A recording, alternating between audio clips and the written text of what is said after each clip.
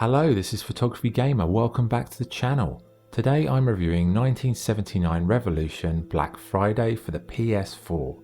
The game is also available on the Xbox One, Nintendo Switch and Microsoft Windows. 1979 Revolution Black Friday is an interactive drama developed by Ink Studios with assistance from Enfusion Interactive.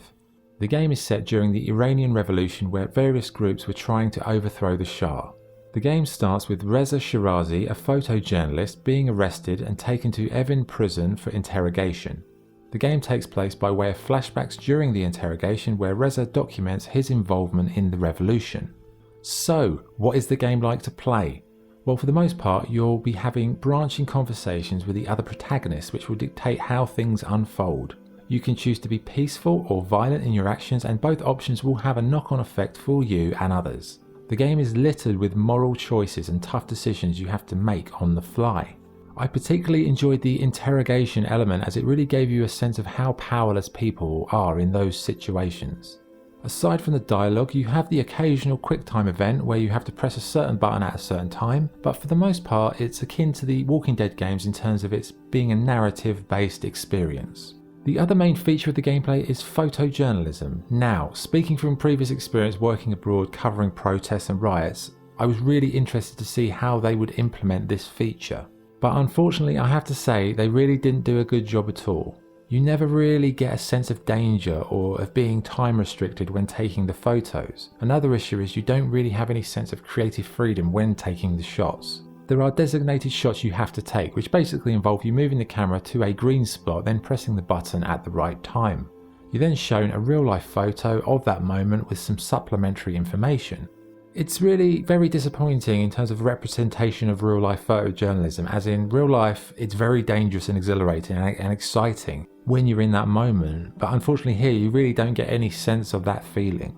One other cool feature are the audio tapes you get during the game, which can be listened to in the diary section where you keep all your notes on the revolution.